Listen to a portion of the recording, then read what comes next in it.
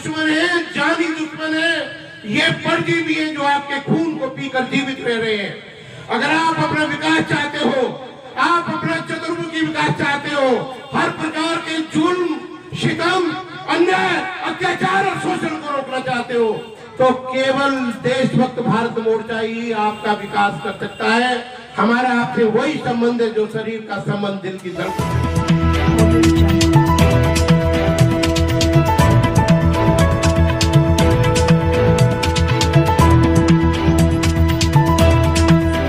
पर जो भी वक्ता ने कहा वो उसकी अपनी राय है, जिसकी पुष्टि नेशन न्यूज इंडिया नहीं करता। धन्यवाद। नरेंद्र मोदी पर रख दूं, अमित शाह रोक दूं, तो आप समझोगे कि बर्बादी के, तबाही के तूफान के अलावा आपको कुछ नहीं मिला है। आज आपकी पॉलिसियां आपको बेकार करने के लिए है। नंबर एक, नोटबंदी की, नोटबंदी ने पूरे विश्व में गरीबी ला दी है। दूसरी बात, जो लोग ये कह रहे हैं कि हम बिजली पानी फ्री में देते हैं, अरे आप हमें सरकारी नौकरी दीजिए, हम पड़ोसियों का बिजली पानी का बिल भर देंगे। आप हमारे बच्चे को नौकरी दो सरकारी, जो भी गवर्नमेंट की सरकारी नौकरी दो, हम पड़ोसियों का बिल बिजली पानी का हम भर देंगे। इसलिए हमको बिल्कुल गुलाम बनाने के लिए, हमारे सोचने की शक्ति को खत्म करने के लिए, हमें बिल्कुल पेनीलेस, सोर्सलेस, फोर्सलेस, बेसलेस और होमलेस बनाने के लिए ये सरकार ने इस तरह की चालें चली है, जिसका बड़े बड़े थिंकर आपको बर्बाद करने के लिए आप पार्टी में और बीजेपी की पार्टी में आरएसएस की विंग अलग से काम कर रही है। सिर्फ आपको बुलंदियों पर हम पहुंचा सकते हैं, आपका चतुर्मुखी विकास हम कर सकते हैं। आप एक बार हमें अपनाइए। जिस प्रकार सोने की परख उसे काटकर, पीटकर, रगड़कर, तपाकर और घिसकर की जाती है, उसी प्रकार देशभक्त जो भारत देशभक्त मोर्चा है, उसको पूरी तरह से काट पीट कर, रगड़ कर तप। मेरे साथियों, आपको पर्याप्त भोजन, जिसे सफिशिएंट फूड कहते हैं, वो पर्याप्त भोजन न मिलने के कारण बीजेपी सरकार ने आपकी आंखों के ऊपर जो मोतियाबिंद है, आप पार्टी ने मोतियाबिंद कर दिया ताकि आप सही ना देख सको। उस मोतियाबिंद को हटाने के लिए हम लोग आपके पास आए हैं ताकि आप देख सको कि हमारा मित्र कौन है और हमारा शत्रु कौन है। हम आपके दोस्त हैं, और दोस्त वे लोग होते हैं जो दो स्तंभ की तरह आपके साथ मजबूती से खड़े होते हैं, उसे दोस्त कहते हैं। आप पर जुल्म, शितम, अन्याय, आपने देखा दंगे, गरीबों को भड़काना, और शराब से हमारा कोई विकास नहीं होगा। शराब से हमारा कोई विकास नहीं होगा। जो सरकार एक के साथ एक फ्री बांट रही है, जो एक गरीब को दवाई देता है, एक रोगी का इलाज करता है और भूखे वाले इंसान के साथ खड़ा होता है, हम वो लोग हैं जो आपकी मुसीबत के लिए हरदम खड़े होते हैं। भाइयों, ये जो देशभक्त मोर्चा है, ये आपकी गरीबी को दूर करेगा, आपकी गुलामी को दूर करेगा, आपके दुखों को दूर करेगा और आपकी गंदगी को साफ करेगा। इस सुंदर नगरी को दोबारा से सुंदर नगरी बनाएगा। जो भी नेता पैदा हुए हैं, जो नेता यहाँ से जीत के गए हैं, उन्होंने इनको इस प्रकार छोड़ दिया हमारे यहाँ के बुजुर्गों को, जैसे शमशान में पड़ी हुई हड्डी को लोग छोड़ के चले जाते हैं। आपको उनकी जरूरत है जो आपके जीत मित्र हैं, आपको उनकी जरूरत है जो आधी रात पर भी आपके साथ काम करने के लिए तैयार होते हैं। मेरे भाइयों, कोई वृक्ष जब तक हरा रह सकता है जब तक उसकी जड़ें हो। उन जड़ों को काट कर उनमें तिजारत डाला है बीजेपी पार्टी ने, आप पार्टी ने, और जिस भी नेता ने आपके लिए आवाज उठाई है, उस नेता से मंत्री का पद भी छीन लिया है और उस मंत्री को कत्ल करने के लिए बार बार धमकी दी जा रही है। आज स्थिति इतनी खतरनाक है कि हम अपनी रक्षा करने में बहुत ही जरूर, मगर हम अपनी रक्षा करने में असंभव है, क्योंकि पुलिस गरीबों का साथ नहीं देती। यहाँ के स्कूलों की व्यवस्था सही नहीं है, पढ़ने के लिए सुंदर नगर में टीचरों को भेजा, अच्छी सड़कें नहीं है, हमारे बच्चे अच्छी गाड़ियों में नहीं रह रहे, हम यहाँ पर रुकने वाले नहीं है। आप हमको समझा रहे, आप हमको समझ रहे कि हम ने 21 घंटे तक आपके लिए कार्य किया है, लोगों को भी हरा दिया है।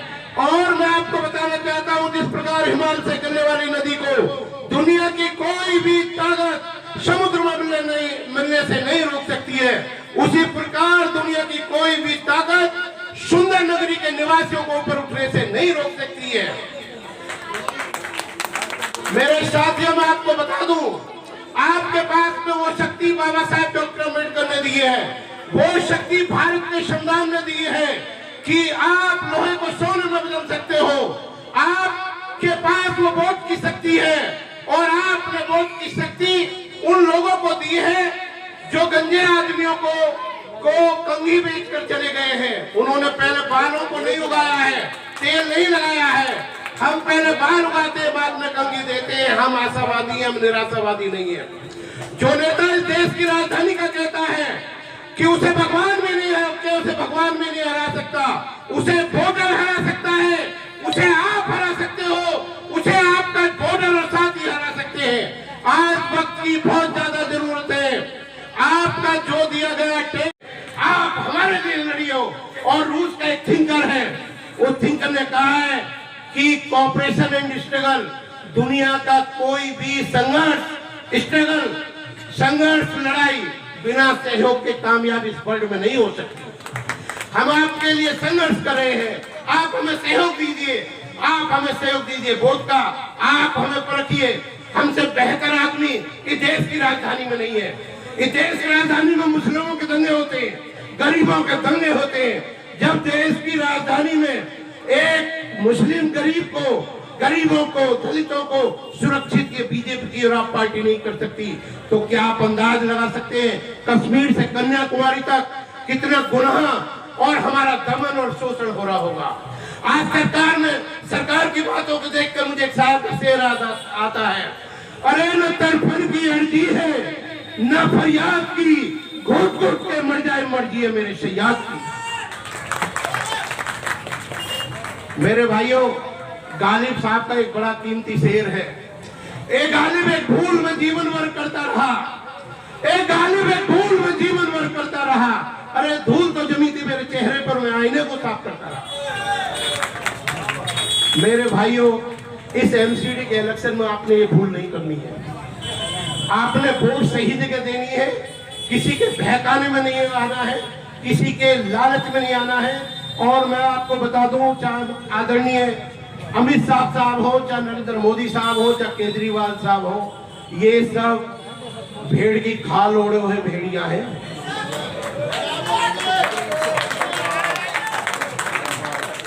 निखिल भाई कावरी ने एक पुस्तक लिखी थी, प्रिंस राजा, और उसमें कहा कि गरीबों को इतना होशियार इलेक्शन चुनाव के समय होना चाहिए जितना हमें शेर से ज्यादा बहादुर और लोमड़ी से ज्यादा चालाक होना चाहिए।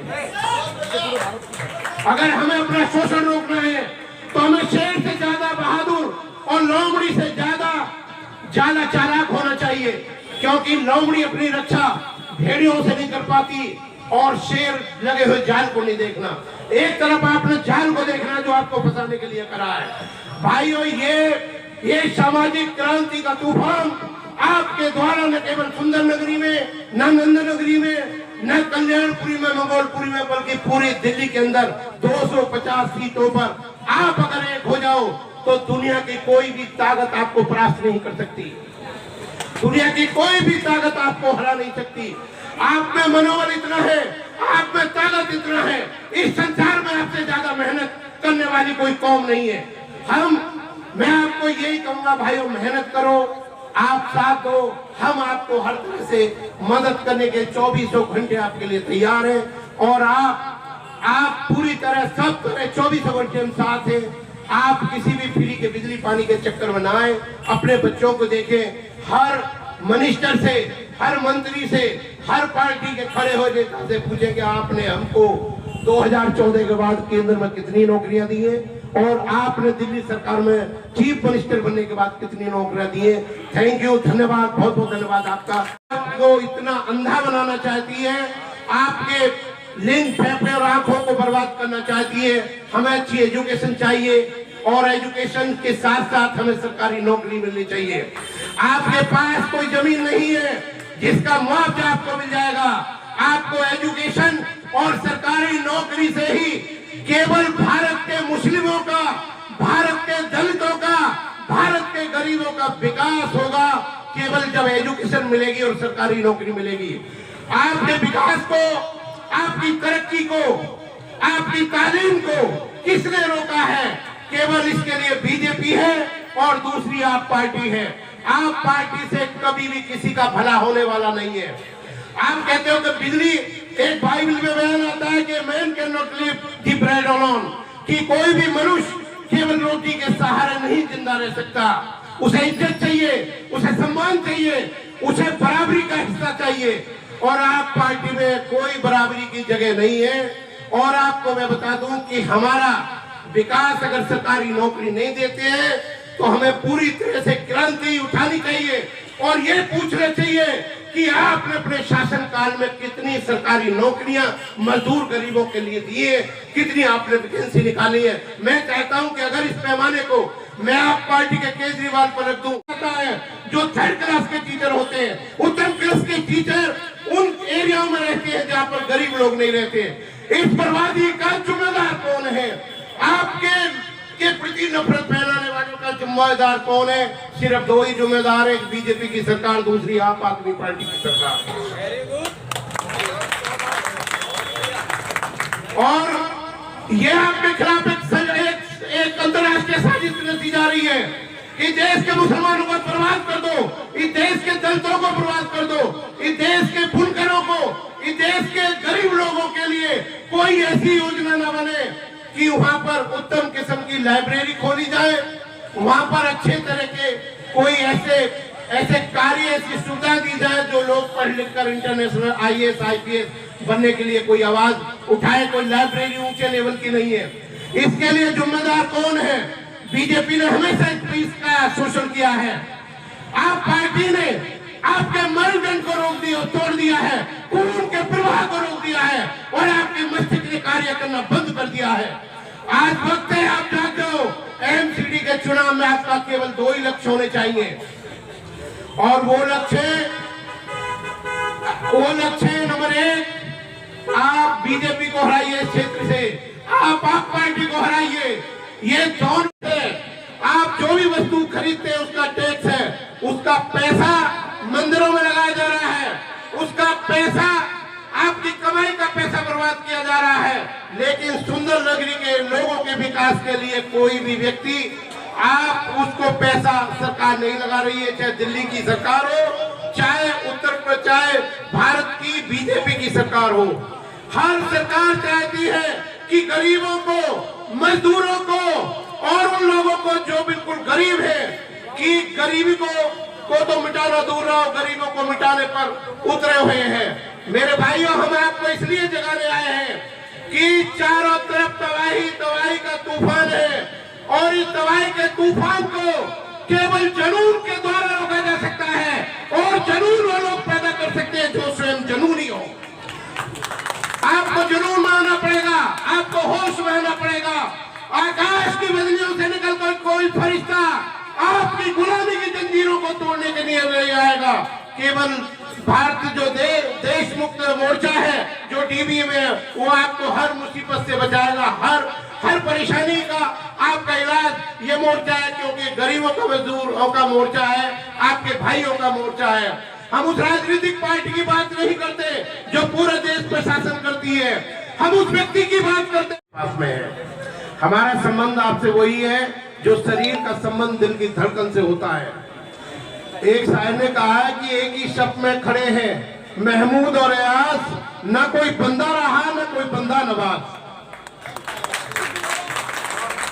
मेरे भाइयों, आप मजदूर हो और मजदूर वो व्यक्ति होता है जो मजबूर होता है। मजदूर वो व्यक्ति होता है जो मजबूर होता है और मजदूर वो व्यक्ति होता है जो मजे से दूर होता है। आज जो वर्तमान में सरकार है, वे सरकार आपको फ्री में बिजली दे रही है, फ्री में आपको पानी दे रही है। लेकिन मैं आपसे पूछना चाहता हूं, आप देश की राजधानी में रह रहे हैं, क्या बिना सरकारी नौकरियों के आपके बच्चे आगे बढ़ सकते हैं? क्या बिना सरकारी नौकरियों में आए हुए क्या ये देश विकास कर सकता है? अरे याद करो उस महान आदमी को जिसने इस नगरी का नाम सुंदर नगरी रखा, और बद्दुआ दो उन लोगों को जिन्होंने इस सुंदर नगरी को कुरूप नगरी बना दिया है।